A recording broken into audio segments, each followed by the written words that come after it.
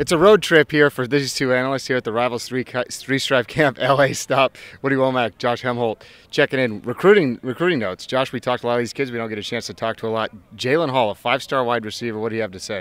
Well, obviously, being from the Midwest, being the Midwest analyst, I come into this knowing Jalen Hall, but not really knowing his recruitment as well as obviously West Coast analyst Adam Gorney does. So I kind of poked and prodded a little bit. I knew USC was really that school that everybody kind of associates with him, and when I asked him that, is that the team to beat, he gave me kind of a wry smile. But he came out and he said, listen, there is no team to beat right now. I'm not deciding until National Signing Day. So I'm nowhere close to, making that decision. But obviously he did visit USC recently. They are no doubt a strong contender. He gave me Michigan, Ohio State, Nebraska, Ole Miss as other strong contenders right now. So still pretty wide open, but still can't rule out USC being that team to beat for him.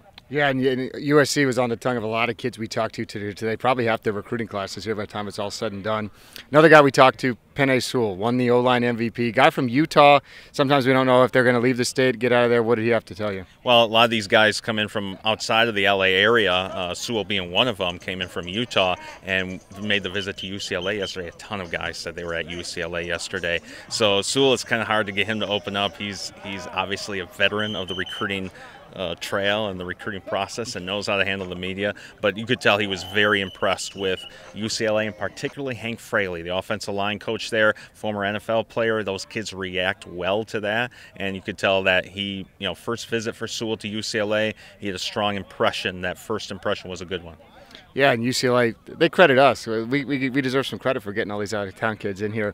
Last guy you talked to, Tommy Brown, big offensive lineman, got all kinds of connections all over the country. Still waiting on some offers. What do you have to say? Yeah, he's out of Mater Dei High School right here in California, and his dad is out of Mater Dei, but went and threw shot at Alabama. So that was kind of always the childhood dream school for Tommy Brown. Him and his dad and a couple of teammates, including J.T. Daniels, who's the quarterback over there, a big name, are going to make a trip out to Alabama and Auburn later this month. Now, Alabama has an offer. I asked him how big of an offer would that be. He said that's kind of the dream offer. So watch out, because Tommy Brown physically, as we saw today, he looks the part. I mean, he walks in there and he number 107 player in the Rivals 250.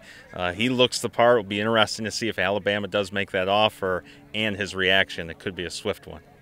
Yeah, his dad threw shot at Alabama. Going to be throwing shade at Alabama if that offer doesn't come through and they travel all the way out there.